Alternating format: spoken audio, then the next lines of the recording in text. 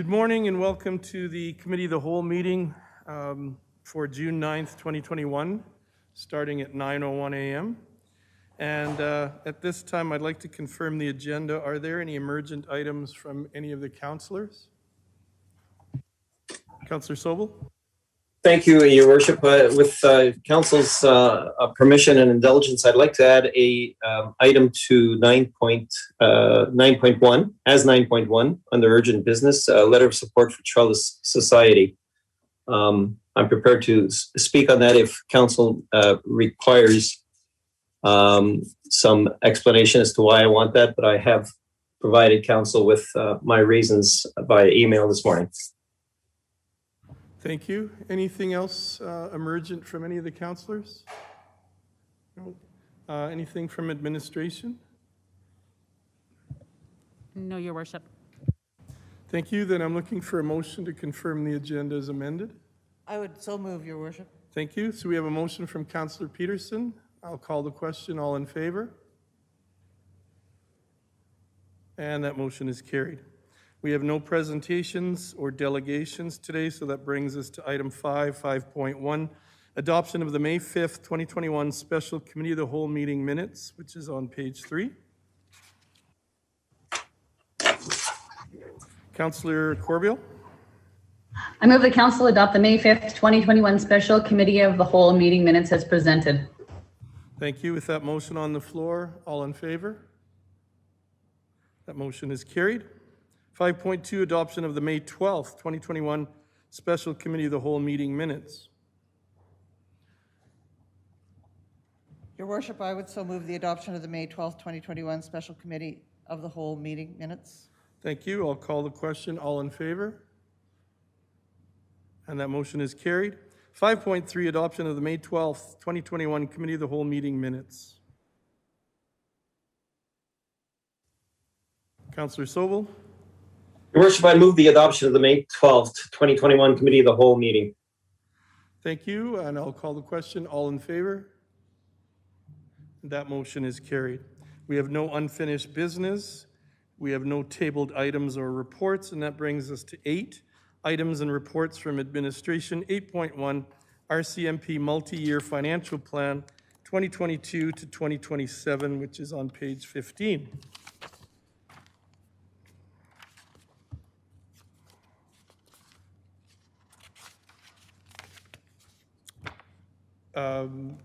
Mr. Legore. Yes, Mr. Mayor. On an annual basis, the RCMP present us with a multi-year financial plan, which is a planning document. And there's no commitment made by the town to accepting this. We usually adopt it in principle. Last year, we had some concerns with it. We do not have any concerns with it yet this year, administratively. And we have Sergeant Jay Salmon here to speak to council if they have any questions on it. Thank you. Mr. Legore, I have one quick question for you. Do we know, is Rocky View County for sure canceling their contribution of the watch clerk position? Through you, Mr. Mayor, we've not had any indications yet what they're doing with their watch clerk. Sergeant Salmon may be able to address that. He may know more than I do. Thank you. Okay, thank you. Sergeant Salmon, would you mind coming to the microphone? I'm just wondering if you've heard anything about Rocky View County and their funding of that one watch clerk position. I believe Wheatland County is committed for one more year. Yes, in my discussions with Rocky View County, they have not made a final decision on that. I believe it is going to go to their council in the fall. I think they want to wait till after the election to present that. But from my understanding, they are going to ask for it to continue, but that'll be a council decision at that time. Okay, thank you. And that's all for me on this. I thought the report was quite clear too. So thank you very much for that. Councillor Sobel? Thank you, Your Worship, and thank you, Sergeant Salmon, for your input into this report. And yeah, I agree that it was interesting to read some of the statistics. One of the questions I have is, can you provide me with the rural contingency in Strathmore, the numbers? I know it's the municipality, and I'll tell you in a minute why I find that relevant. If you could, please. Yeah, that's no problem. The rural component just had another increase. So we currently have the sergeant position, which is my position, a corporal, which is a supervisor position, and then we have 10 constable positions paid for by the province. So that's our rural component right now. Thank you. And I'm pretty sure you're not going to be able to answer this, and this may be a question for AUMA when we go up there. But so that leaves us with 4 supervisor positions under the municipality and 2 under the rural. As you can well appreciate, a supervisory position leaves you in the, unfortunately, in the office a little bit more than a non-supervisory position. So I'm just wondering why this imbalance of supervisory positions? And I don't know if you have the answer for that. Well, actually, I think on the rural or on the municipal side, there's actually more than 4. There's the staff sergeant, and we have 3 general duty corporals and 1 GIS corporal. So there's actually 5 supervisory positions paid for by the town. Why it's split up that way, I don't know. That's above my pay grade. But that's just traditionally how it's been done on the org chart to get as many guys on the road as possible.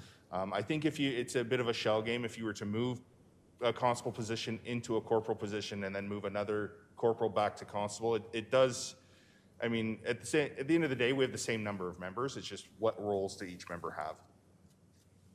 I don't know if that answers your question or not. Yes, and administrative, and I appreciate the corporals are operational as well. They don't sit in the office throughout their shift, I would hope. But still, there's a bigger responsibility for them to do administrative work.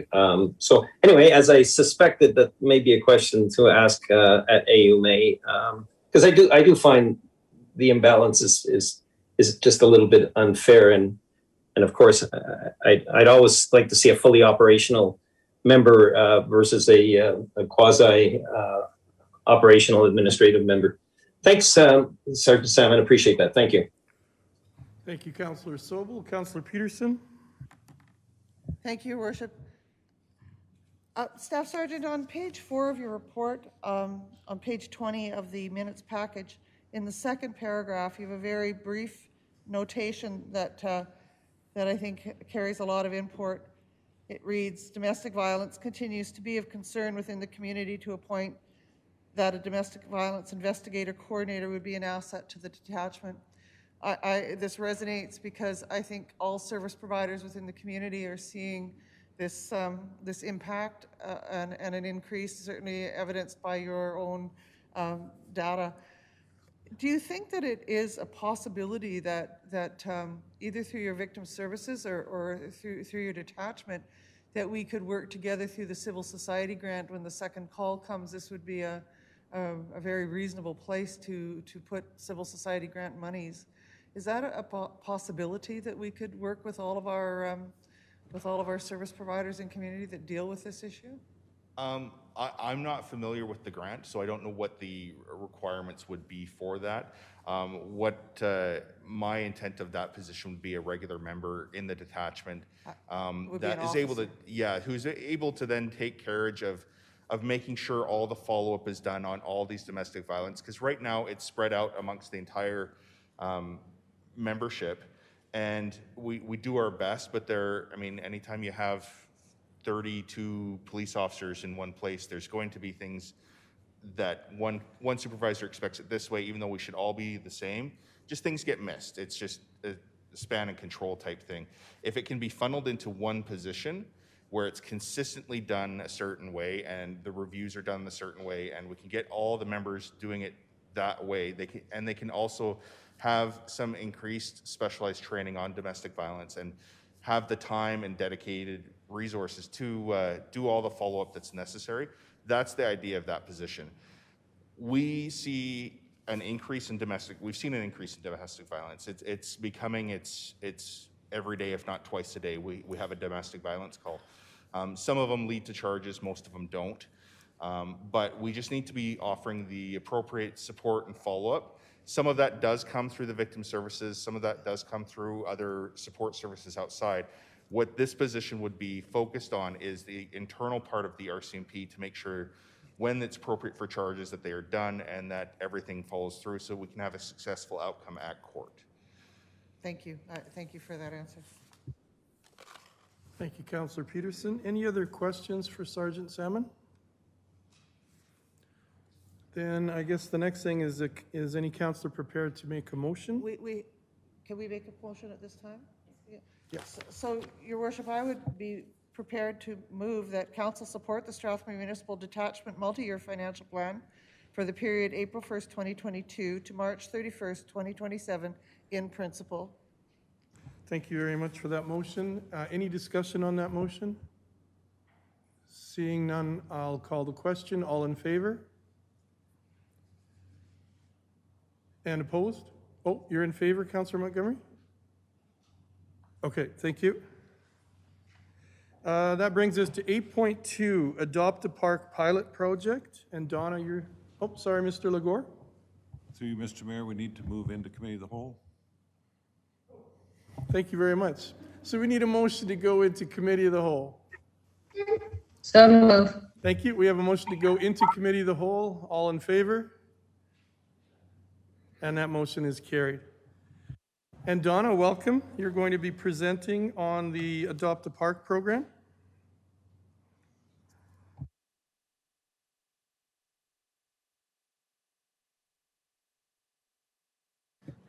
Good morning, Your Worship and Council. This morning I'm here to bring forward an initiative of an Adopt a Park pilot project. Adopt a Park pilot let me start this again. Adopt a Park programs bring volunteer community members together to work as stewards in local parks and green spaces. The program promotes positive social interactions, community pride, and is a healthy activity for many people. Adopt a Park programs allow community members to beautify and keep designated parks and green spaces safe, clean of litter, debris, and weeds. Administration would like to conduct an Adopt a Park pilot project. We have selected 3 locations that community members can volunteer at, and I've included maps of all the locations. One is at the Birth Forest, located in Terry Ray Clark Park, the Ranch Linear Park, and Wildflower Ranch Linear Park. We would like to start the program on June 21st. We will work with the communications team to assist with advertising the program. From there, volunteers will be directed to the Parks Department for further instructions. We will put the volunteers to work the first week of July, and we will run the pilot project until the end of August. There are a number of simple but impactful light-duty tasks that the volunteers can conduct during the pilot project. They can pick litter, pull weeds, help us with edging the beds, spreading mulch in the beds, and inspecting for vandalism. The pilot project will allow administration an opportunity to see if there is a desire from the community to fully implement the program. The pilot project will also allow administration to gauge resources required to manage the program and to determine if there is a cost to run the program or if there are savings within the program. We are very supportive of this initiative, and we look forward to bringing you a full report with our findings and when the pilot project has been concluded. I'll take any questions. Thank you, Donna. Do we have any questions for Donna this morning? Councillor Montgomery? Thank you very much. And thank you very much, Donna and Jim and your department for taking this on. I really appreciate it. One question I have is just with this kind of first round, let's say, how many volunteers are you hoping to get? Well, these areas are labor intensive. I will take as many volunteers as I can get. Wildflower has a lot of beds. The Ranch Linear is all a mulch bed. Obviously, the Birth Forest is quite large as well. I could keep a lot of people busy in those 3 locations. Okay. And what is the plan as far as like communications and whatnot? I haven't really determined that. I need to work with the manager of communications and determine how we'll get the word out to people. Okay. All right. And okay. Yeah. I guess I look forward to seeing how it all rolls out. And and I certainly encourage everybody in the community to try to take part. And even if people can only chip in, a little bit of time, Yeah. Every little bit helps. And so, yeah, I certainly hope people will do that. And thank you again, Don. I really appreciate your work on this. Thank you. I agree. Thank you. Thank you, Councillor Montgomery. Any other questions? Seeing none, thank you very much, Donna, and Thank we you. look forward to the success of this. Hopefully, a lot of our residents will get involved and adopt their parks. I hope so, yes. So Thank thank you. Thank you. That brings us to 8.3, Development Services, Cost Recovery, and Proposed Fee Bylaw Amendments. Mr. Proctor is here this morning. Welcome, Chuck.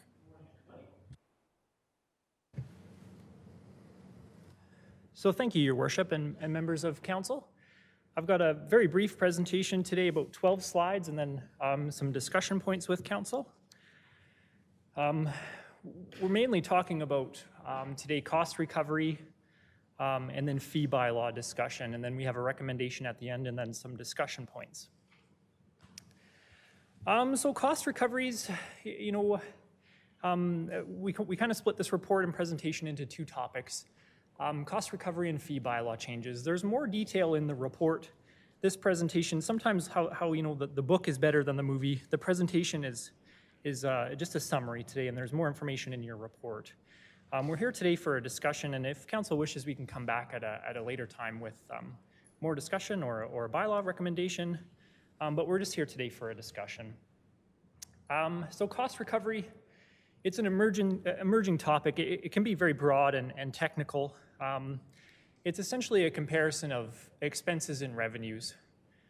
In Strathmore, we're similar to many municipalities in the region. A percentage of costs are being recovered in Strathmore. So in order to estimate our cost recovery, we made some assumptions on you know, how we spend our time in development services. 15 to 20% of our time is spent on general inquiries, you know, talking to folks at the counter, answering the phone, general support, that kind of thing. 15% of our time is spent on long-range planning, statutory planning, municipal development plan, land use bylaw, CMRB stuff. 10% of our time is spent on administrative work like filing reports, audits, and staff meetings. And then 50 to 60% of our time is spent on applications where we collect a fee. Those top three bullets are kind of expected functions of a municipal planning department, expected functions of a municipal government. And of course, you know, these are just estimates. We have kind of different types of staff in our department. We've got a safety codes officer, we have some development assistants, we have development officers and planning.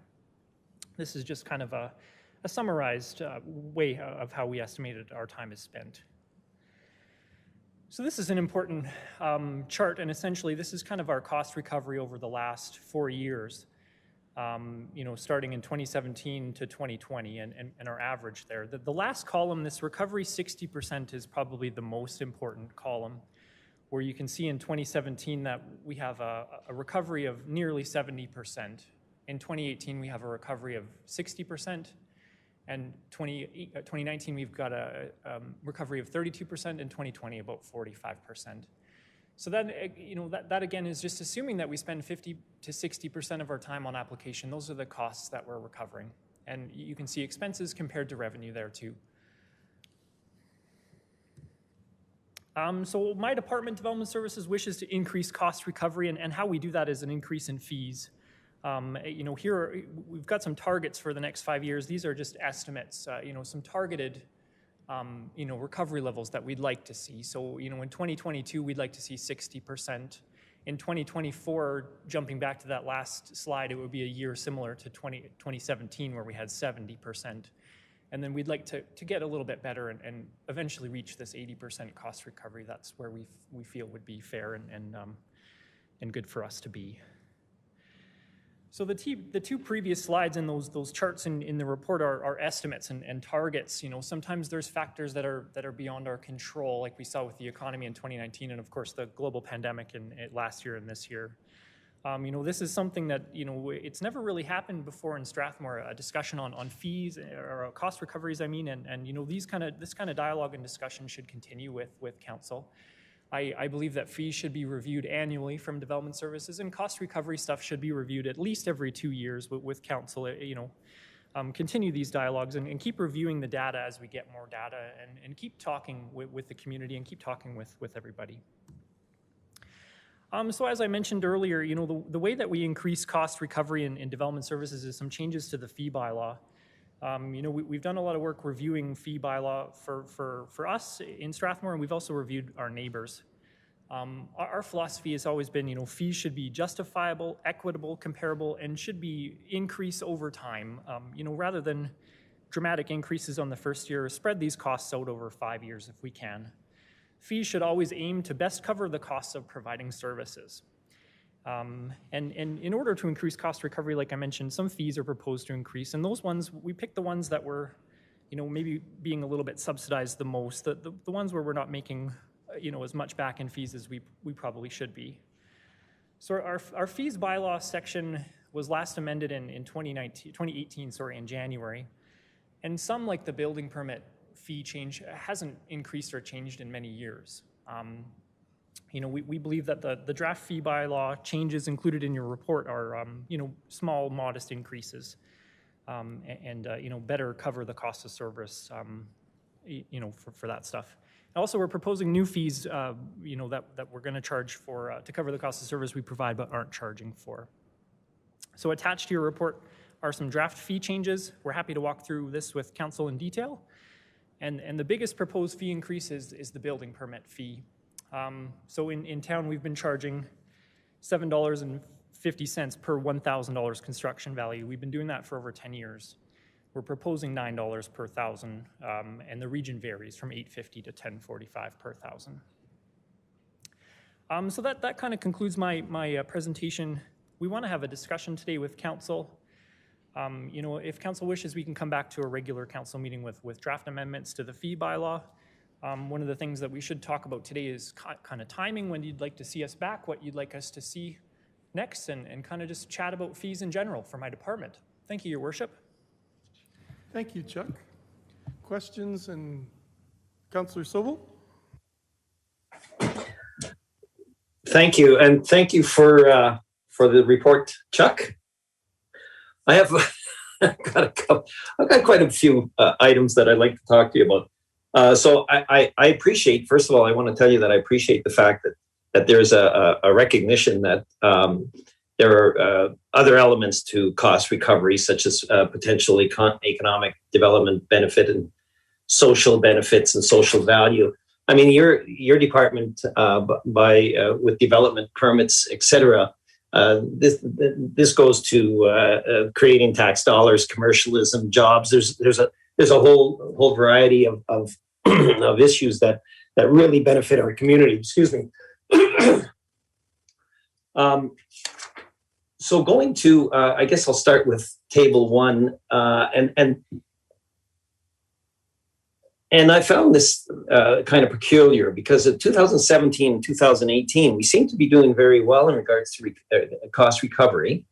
And then 2019 was not a COVID year to speak of, although the latter part may have started having some influence, but we're down to 31. So that's an amazing drop. And personally, I'd really like to see column 2, the expenses. I'd like to see a little bit more detail as to what they what is involved in this, and the numbers are actually they're remarkable, especially if you look at 17 and 18, where there was an increase in expenses, but recovery continued on. So I'm not sure what we were doing, and that's the question I have. What were we doing right in 17 and 18 that we weren't doing right in 19?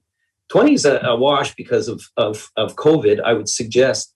So I'm left looking at this chart and wondering why we're going down this road right now when there appears to be unanswered questions as to why we dropped out of the 60% recovery mark. So that's one of my main issues. I have a number of questions, but getting to the meat of the issue, I have no problem with the permits being raised in comparison, but a lot of the other comparisons or the other increases appear to be focused entirely on what the average rate is in our community. And I don't have a problem with community comparisons, but that shouldn't be the only ingredient, in my opinion, that we look at. We have to look at whether or not the increase is justified by the work being involved with it. And that's one thing that I don't see in the report. And I also see that overall, aside from the permit you spoke of, we seem to be fairly well established in the medium of other communities. I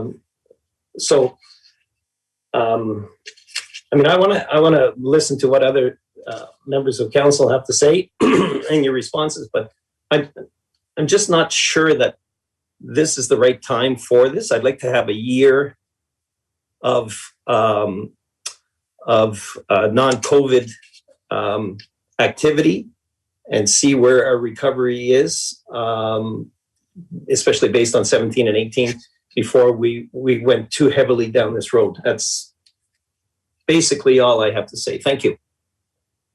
Thank you. Chuck, any response for some of those questions? Thank you, Your Worship, and thank you, Councillor Sobel. You know, all valid points. You know, I don't want to speak too long here, but you know, we can happily, we'll gladly, you can send some more information on expenses. You know, the biggest expense for our department is labor, is wages, that kind of thing, and we've gotten better at saving money. Expenses are down from where they were in 2018, 2019, but so are revenues. And you know, there's lots of factors to that. The economy's a big one, and you know, the number of new subdivisions coming on board, et cetera. There's lots of factors to that. And I'll just speak to timing, Councillor Sobel, too. That's kind of, you know, that's why we're here today, is just to discuss the most appropriate time with council that you'd like us to come back, and if there's any more work that you'd like to be done on this. You know, this is it's an introductory report. This is the first time I think that cost recoveries has ever been talked about here. So we're happy to bring this information, but we want council to be super comfy and have all the information that they need to make a decision. Thank you.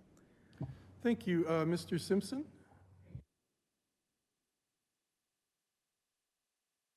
Sorry. Through to Councillor Sobel.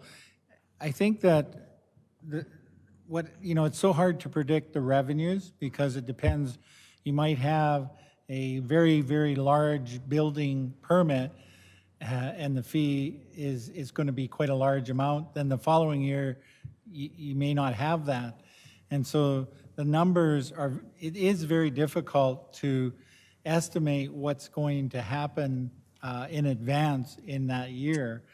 And I would suggest, Chuck, that probably in 2019,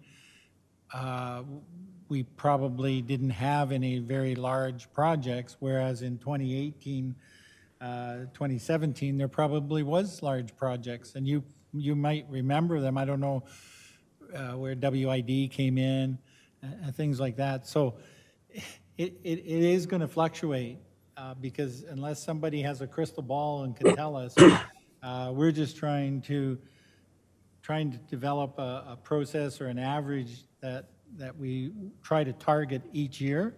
We won't know until the end of the year, and we can do the numbers. And when it comes to expenses, you know, just because your numbers are down, you can't let half your staff go because first off, they're hard to get them right now. We're having problems as it is, and also during this time when it is slower, they're doing things like an MDP update and land use bylaw updates, and there's lots of things that those staff members are working on. They're just not working maybe on applications because we're not getting them. So I hope that helps answer some of your questions. Thank you. If I could respond, Your Worship. Yes. Thank you, Jim, and it does. But I still think the key to this and what I'm looking for is a little bit more in-depth study of what happened in 17-18.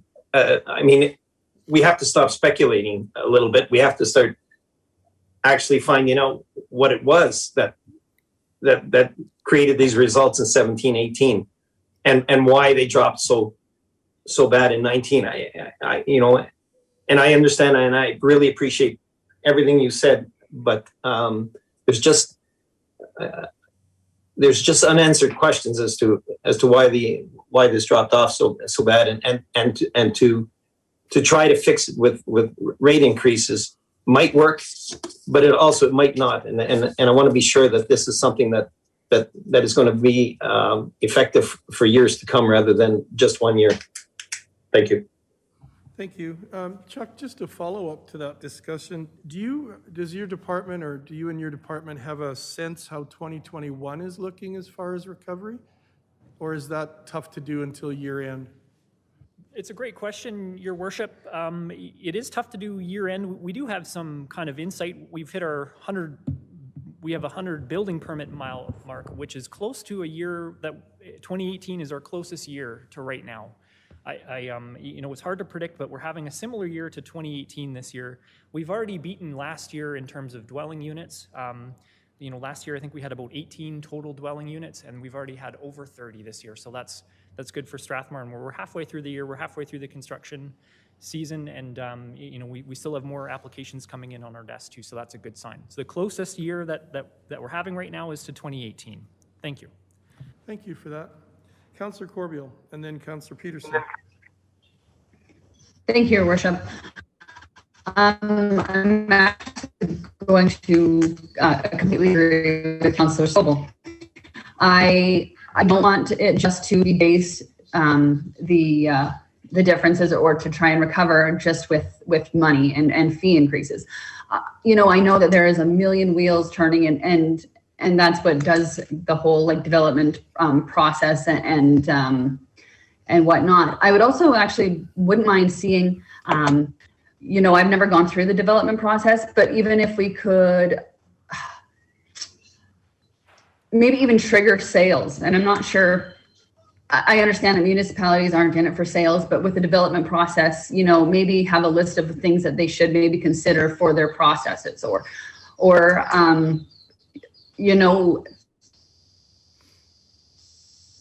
anything that would, attract people to come to Strathmore to develop. I think that there's a lot, and I'm not opposed to a fee increase. I just want it to be justified. I appreciate that we are actually going in this direction, and we are going and even considering and looking at cost recovery. So for this report, I truly do appreciate it. I just think that there's a lot more involved than just hiking fees because we can. Thank you. Thank you. Councillor Peterson? Thank you, Your Worship, and thank you, Chuck. I guess I'm following up on what Councillor Sobel was asking, but when I looked at this, I was wondering if there is a criteria for evaluating outcomes, and can we survey experience, relevant to community-based work and the broader economic means testing, and can we? And I know that this is just a really bad layperson's juxtaposition, but I think about the rec master plan and the evaluative process that was made council go to sleep, but how that evaluative plan gave such incredible amounts of information and the capacity to gather information going forward. And if there isn't something, like circular economy testing that we could implement here to gather that information that Councillor Sobel also referenced, and that's what I was thinking about. And the justification is in the cost recovery. I think that's a given, and it's something we need to do in this environment. But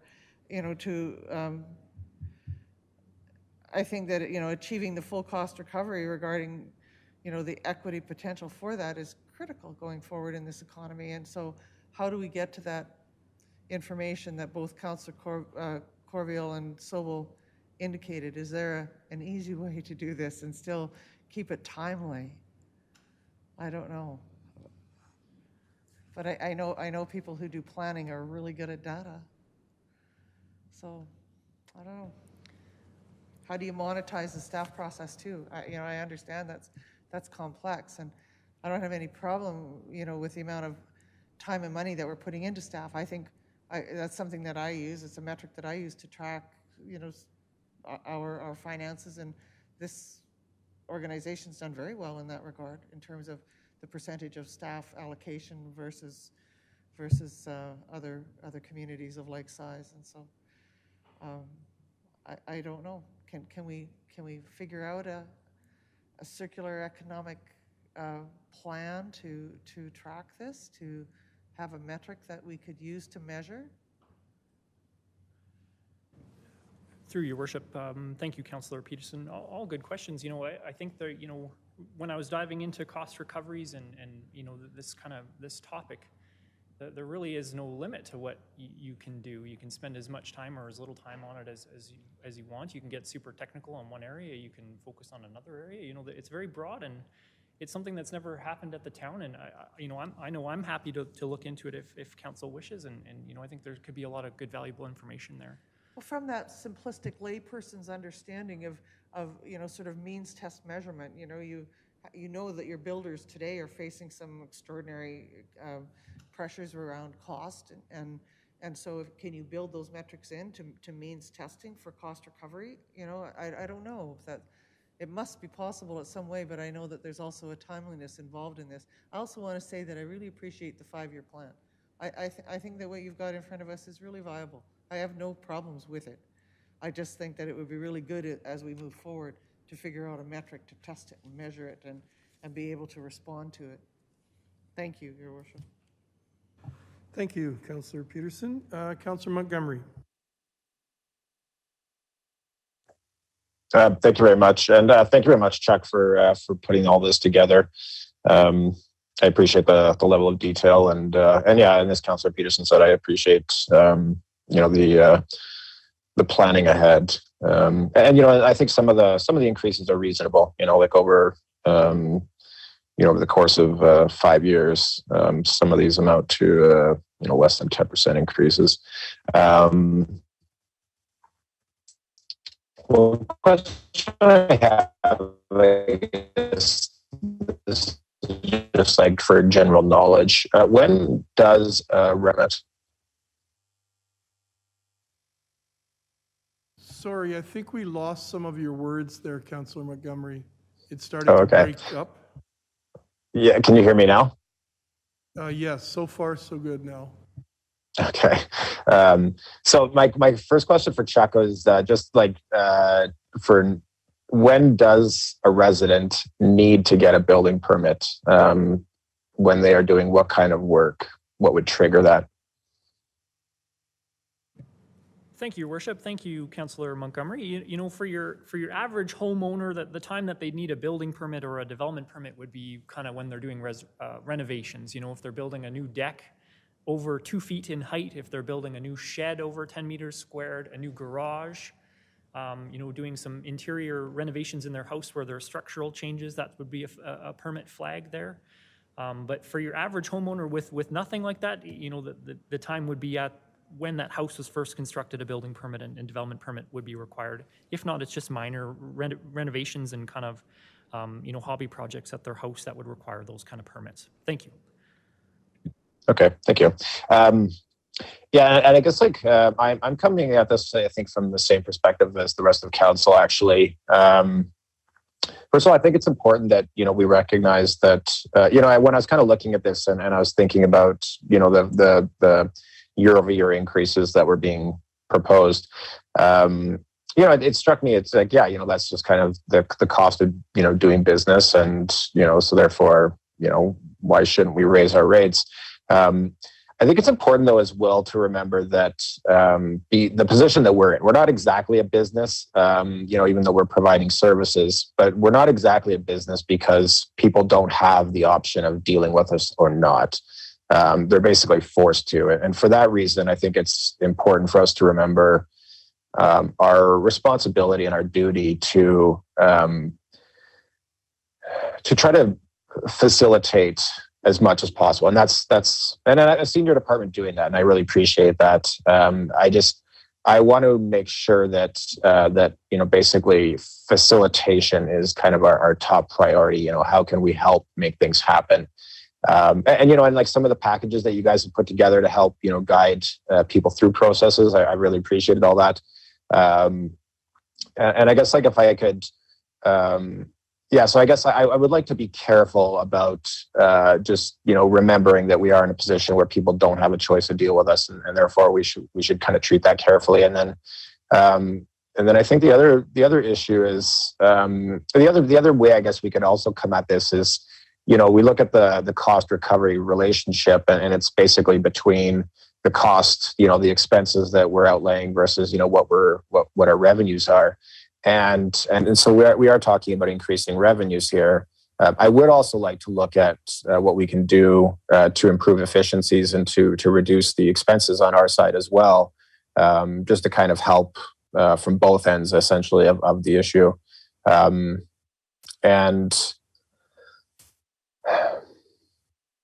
so I support some of the changes that are suggested in here.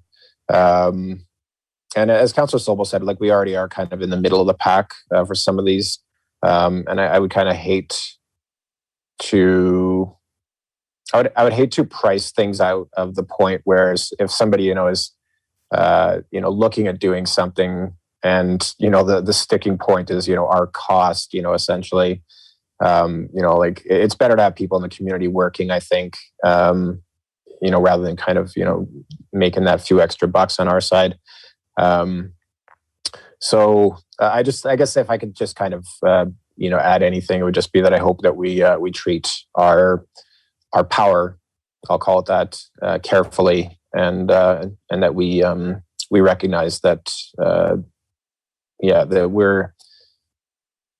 it's in all of our best interest to just help facilitate stuff. And I've seen you guys doing that, and so I just wanted to thank you and say continue on that, please. Thank you. Thank you, Councillor Montgomery.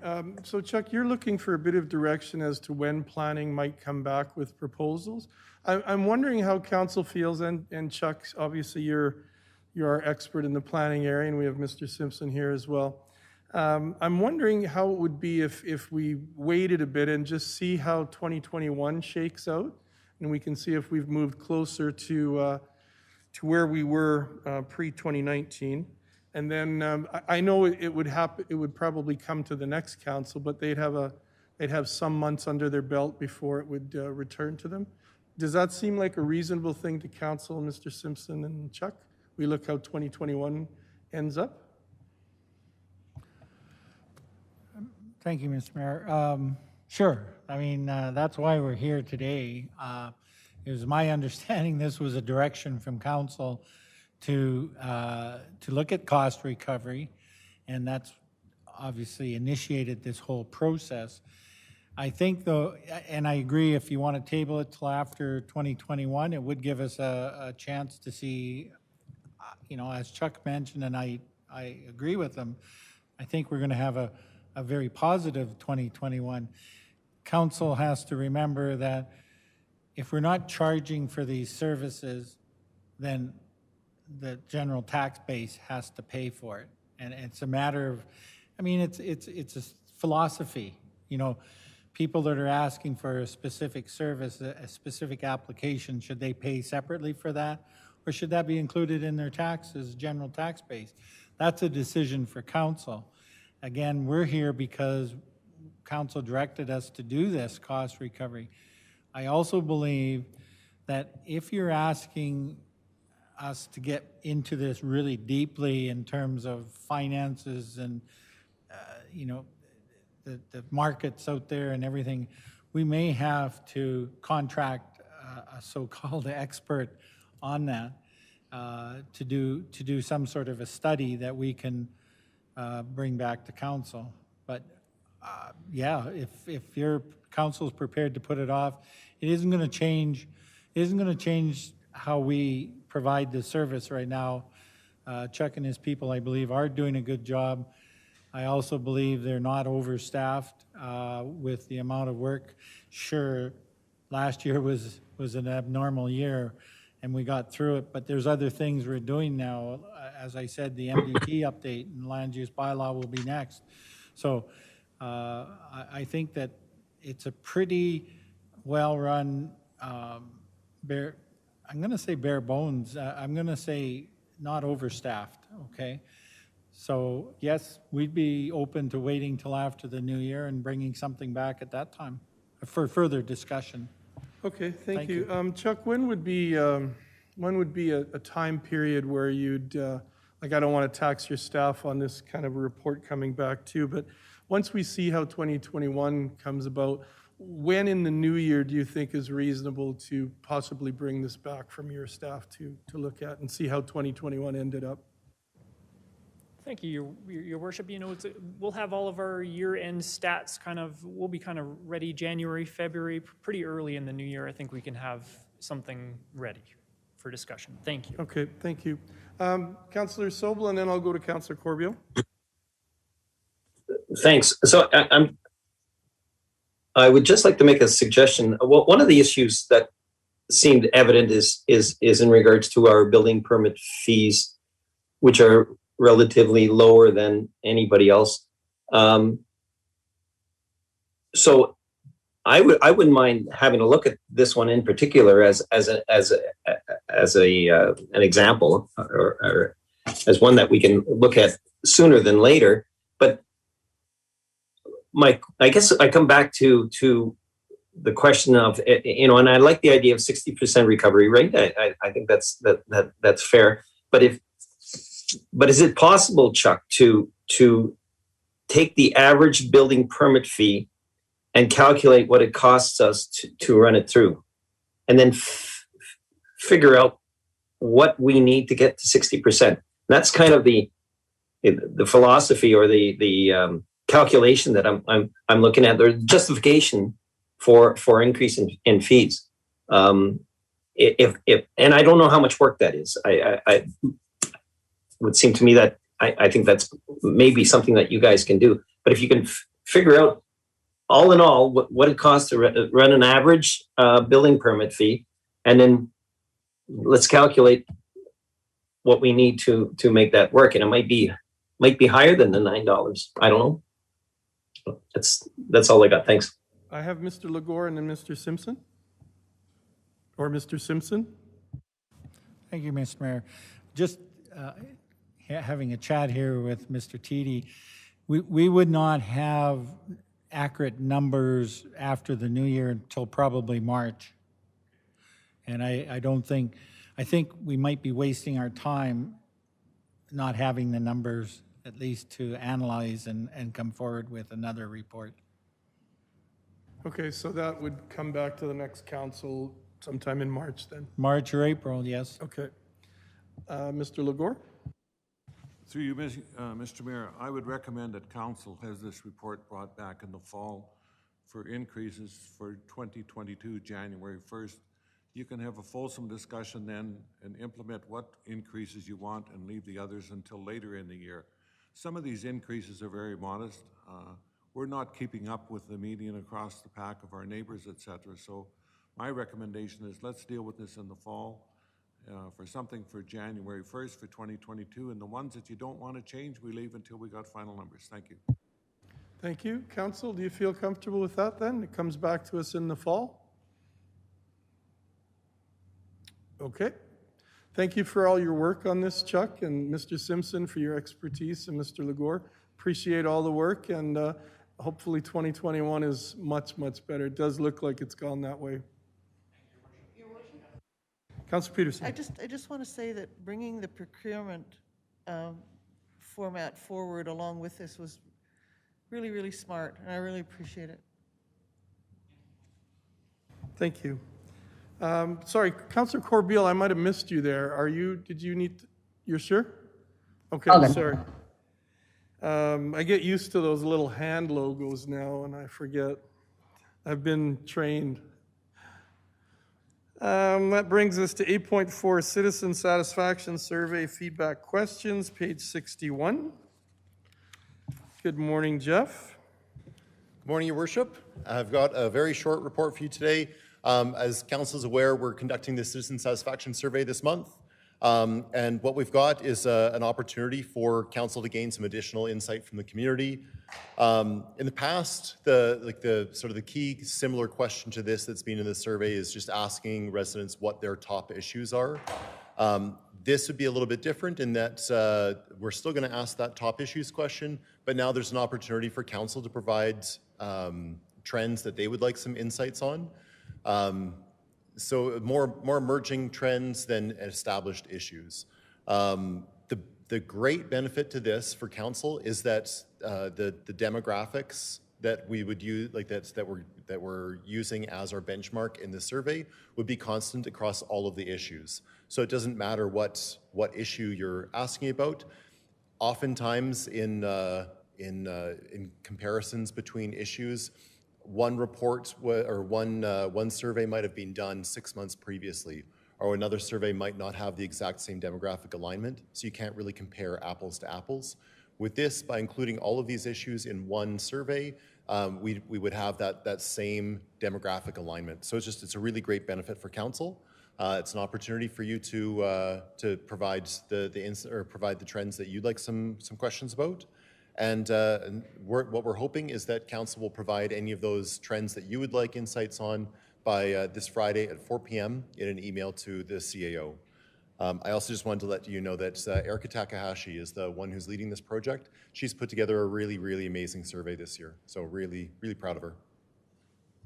Well, I'm always proud of Erica, so that's awesome news. So you're looking for some possible, you don't need the questions, like if someone has one now, or do you want to just send them off to you as a Friday? Thank you, Your Worship. If you can send them to the CEO, Doug Legore, then he'll make sure that they get to Erica from there. Okay, thank you. Councillor Corbeil, or sorry, Councillor Sobel, Corbeil, and then Montgomery. Thank you, Your Worship, and thank you, Jeff. Of course, I think this is a great plan you have in place. I like client satisfaction surveys, but only on condition that the question is has enough information to inspire an accurate response. And that's the danger with these things, is so often the question leaves things out or is misinterpreted, and we get we get responses that are not necessarily accurate. So, and a for instance would be the one in the discussion portion on page 62 of the agenda regarding the X number of whatever that would be of laying hens to be permitted on a chicken coop on a residential property. I would think in a situation like that, it would be important to know that the proposal would also include some training on behalf of the hen coop, chicken coop owner, something along that line. And I know you can't get too long on these things because people won't read them anyway.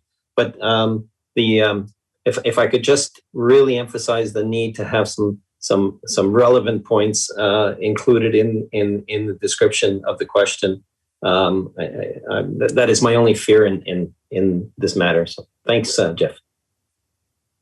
Thanks, Councillor Sobel. Councillor Corbeil, then Montgomery. Oh, sorry, Jeff. Thank you very much, Your Worship. Thank you, Councillor Sobel. That's a really excellent point. And what I should have mentioned as well is that the survey is being conducted by Framework Partners this year. Framework Partners is a third-party surveying company.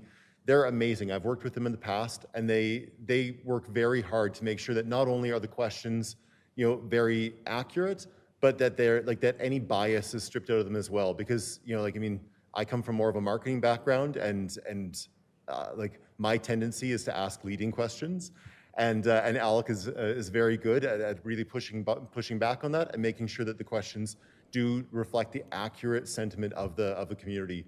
So that's a really amazing point. So thank you very much for bringing that up. Thanks, Jeff. Councillor Corbeil. Thank you, Your Worship. I was actually just wondering if we could get to review it before, I guess it goes out. It's not a need. I was just. I think you're breaking up, Councillor Corbeil. Sorry, I'll try and do this. I do this. I was just wondering if we can get a copy of the questions before it goes out. Like I said, it's not a need, it's more a curiosity. Mr. Legore, would the council see the questions? Through you, before? Mr. Mayor, we'll share the survey with council at the same time that we release it to the public, if that's agreeable. Thank you. Anything else, Councillor Corbeil, or is that your question? Thank you. Councillor Montgomery? Thank you. My question is kind of similar. So just for clarification, so you're saying that council will not be able to review it and let's say sign off on it before it goes out, or we'll get to do that?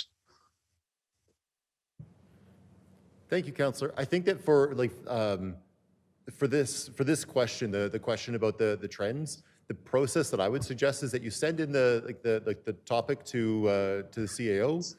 That we'll create a question, like you send in the question, like so your topic and your goal. You know, so like for instance, with the laying hens question that's in there, you know, like is your if you make a suggestion of what the accurate piece is, so that rather than just saying does the public support, you know, like hens in a residential area, that's a really difficult question for us to put together because it's so vague. And so by actually proposing a scenario or some parameters around it, like Councillor Sobel suggested with like that there's training included or something like that, so there is that positioning, then we can actually gauge whether the public would support what an ultimate like bylaw or an amendment or a policy could look like.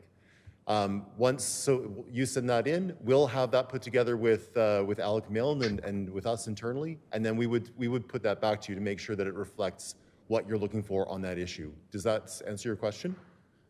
Yeah, it does. Thank you very much. And I guess my next question is can we get like either a list of the topics that are already being proposed or that Eric has already collected, let's say, can we see that, let's say, before Friday, just for information's sake and just to see, like, you know, if it jogs anything?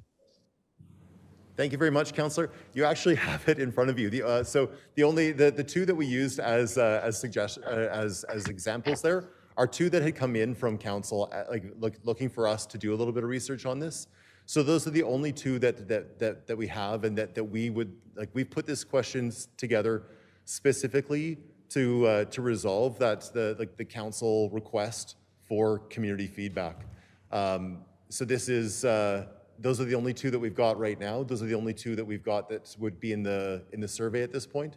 So anything else would be on top of that. The other question that I talked about in terms of like the top priorities for the community, that's a very, very vague question. So it outlines jobs, economy, environment, education, garbage collection. So it's like those ones. It's very much based on what's the issue, like what's the area that's most important to you. This question's a bit different because it's actually looking for like specific public sentiment on a specific issue. Does that answer your question? Yeah. Sorry, I guess because I was, and sorry, my sound cut out there for a while at the beginning, so I didn't kind of hear some of what was discussed. This is based on like kind of a year-to-year study, and so I presume we're including some questions from previous years, or no? Absolutely. Thank you very much, Councillor.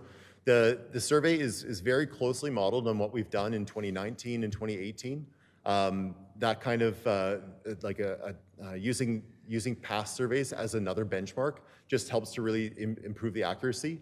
We did. I think we've built out about 6 additional questions to help us drill down in some areas, and also just there were some questions that we've dropped out from past years as well.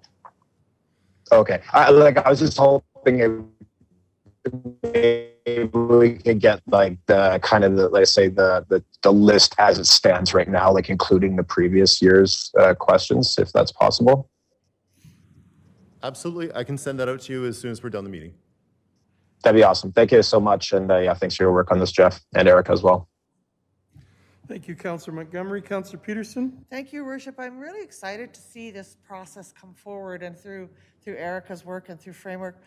One of the things that I was wondering, because I've seen the comprehensive work that they've done just recently, and I'm wondering if there is a possibility in the interest of forward-looking, if we could build this survey into our grade 9 to 12s, I'd be really interested in seeing what's trending, what's coming out of the youth ideals, and could we partner with our schools to look at this? One of the questions that I'd be interested in putting forward if Framework and Council and Erica were amenable would be things on greening our local economy or becoming carbon neutral.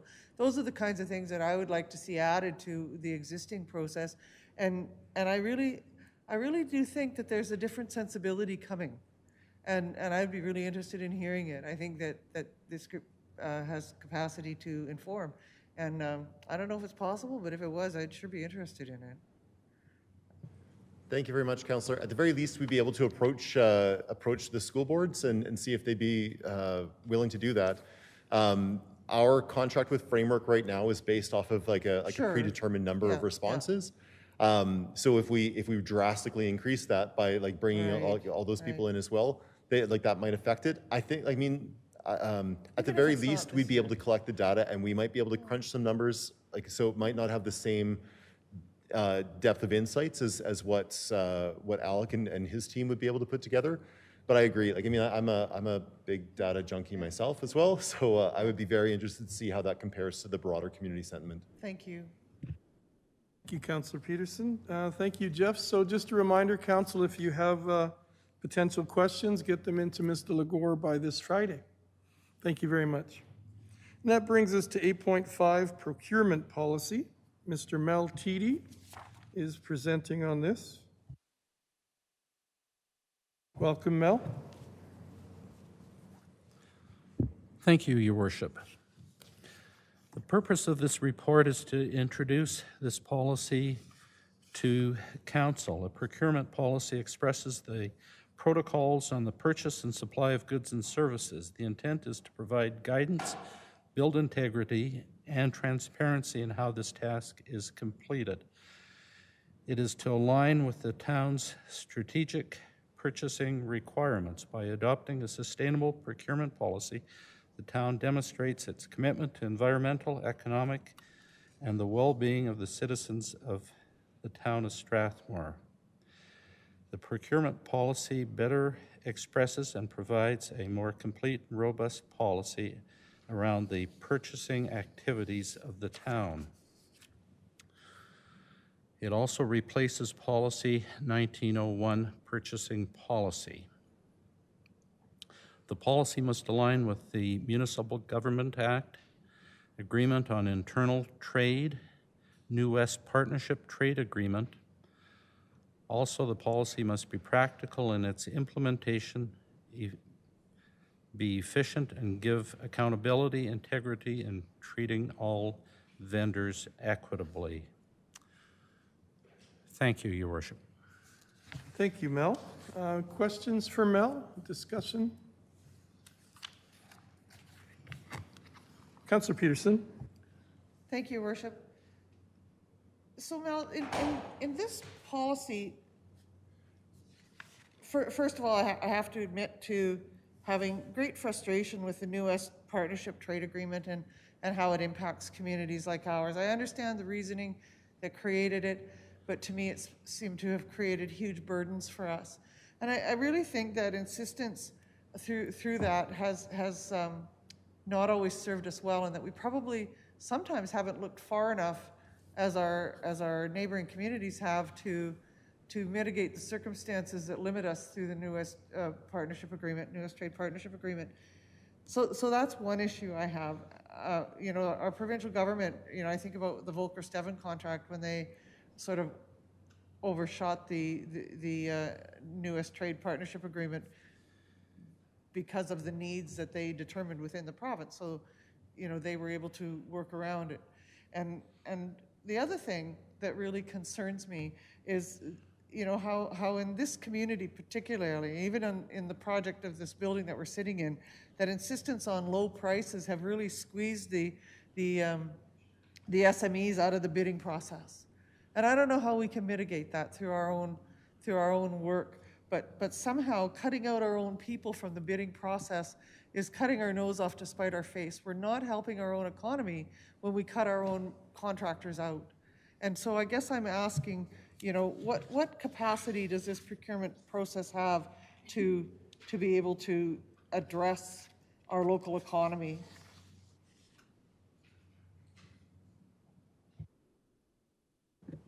There are some provisions within the process that we have in grading the all of the bidders to provide some relief there, but we still are bound by the, to some extent, by the New West Partnership Trade Agreement, unfortunately. We can try to work through a little bit of preference, and there is a little bit of opportunity there, but not a significant amount. Is there any capacity? I see under, you know, especially under number 5 and number 6, Sorry, Denise, you might have to use your mic. I am sorry, Your Worship. I see under 5 and 6, under the ethically bound and responsible procurement, that there has been a definitive effort, you know, to try to build this in. And the reason I bring this up today is that this is something I hear from local contractors, just an enormous frustration that they spend their money here, they live here, they contribute here, and they consistently cannot compete. Those SMEs cannot compete with these huge bidders. And you know, we were told by previous big bidders coming into this community that they would work extensively and they promised us, they stood in front of us and said, we will hire local contractors within our procurement process, having won this RFP. But they determined that local meant Calgary. And that certainly wasn't what we meant. So I don't know how we protect ourselves and the SMEs that contribute to this economy and this Strathmore community economy, but I would sure be interested in looking for every single way that we could possibly do this. And I appreciate what is before, and I understand that we have legislation that we have to adhere to, but I also see other communities finding really creative ways to boost their own interests. Thank you, Your Worship. Well, I was going to ask you a question. Do you see any benefit in us approaching this through the AUMA to have this New West trade agreement looked at more closely with the goal of making it more palatable or equitable for local contractors? Mr. Legore? Through you, Mr. Mayor, this has been discussed at AUMA previously, and it certainly could be raised again. It is a challenge across the province to follow the legal parameters, and I think we just have to look at any way we can to try and help our local industries when we can. And I think we do. Certainly when this building was looked at and the contract was entered into with PCL, it was made very clear to them that we expected them to use local Strathmore labor anytime possible, which included Siksika people, and we made that very clear.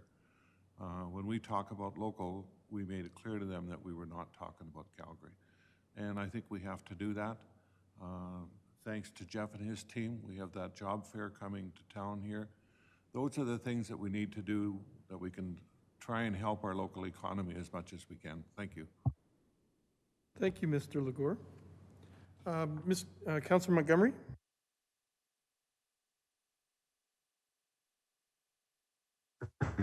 Thank you very much. I'll just echo what Councillor Peterson is saying. I think wherever possible, and correct me if I'm wrong, under 75,000, we can fairly easily steer to people in the community. Is that correct?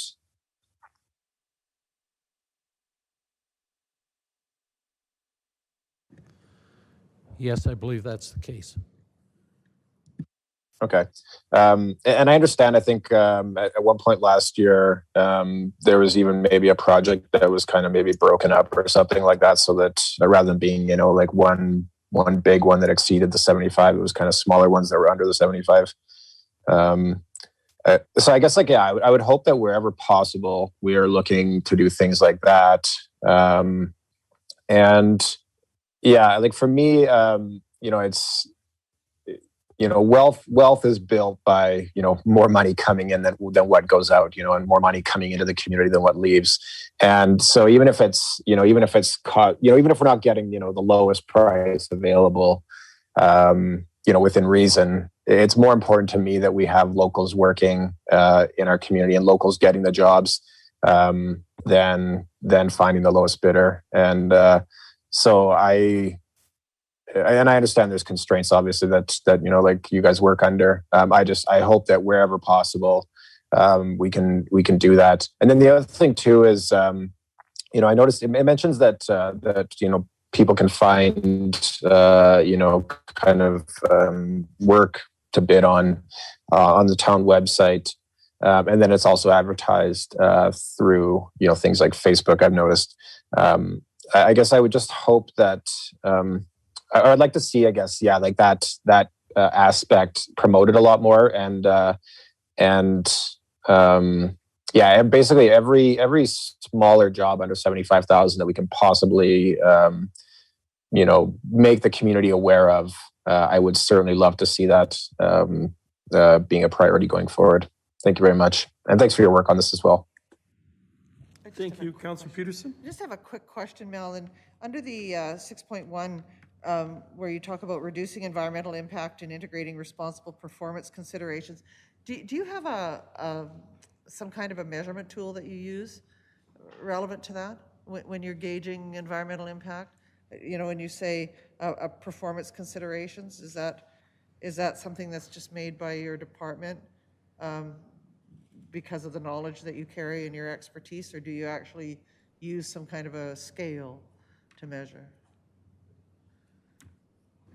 The intent is to use a scale wherever possible.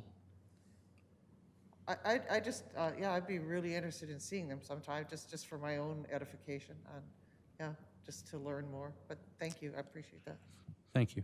Thank you, Councillor Peterson. So, Mel, when do you see the draft procurement policy coming back?